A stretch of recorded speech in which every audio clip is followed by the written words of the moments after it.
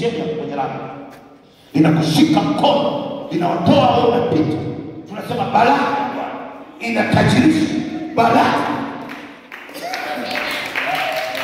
Nataka niumirije ndiye mnielewe. Shika mwenzako mkono, mwambie mwenye imani utapita popote. Yesu anasema mtakanyaga nyoka na nge na nguvu zote za shetani, hakuna kitakachowazuru. Sisi ni ambao tuko juu yao. Sisi hatuongelee kitu kidogo. Haleluya. Na hapa siongelee kwamba utapita katikati ya bahari ya Shamu. Ninaongea utapita katikati ya bahari, lakini bahari itaachia njia. Tuko pamoja? Hapa sisi ni hawatakuvamia. Watakuvamia, lakini watakuwa lindwa na Mungu. Amen. Watakuja mpaka nyumbani kwako, watakuja umezingirwa na Mungu. Watakuja kwenye biashara, umezingirwa na Mungu.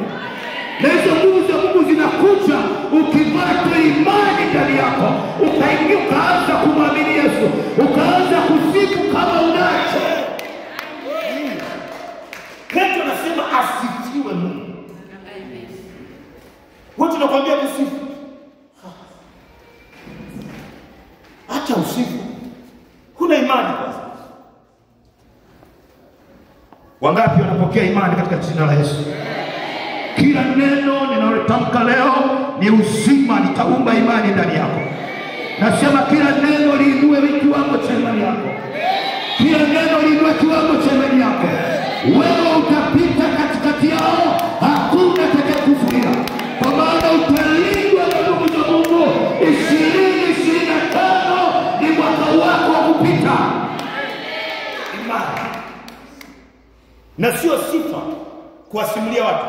Unajua mimi ningekuwa mbali sana. Bila Kristo ningekuwa mbali sana.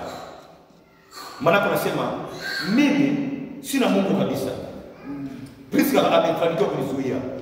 Yaani nimejichokea kabisa. Imani nishaimaliza na hapo yani sasa basi. Kristo ni nani? Biblia inasema wala makusudi yako hayazuiliki. Kusudi la Mungu linazuiliwa Kristo? Haiwezekani. Shike mwenzako mkono, mwambie kusudi la Mungu linazuiliwa na binadamu. Yaani kusudi la Mungu. Yaani Mungu aliambia nenda mahali utafanikiwa. Alafu Mathayo kae mbele yako.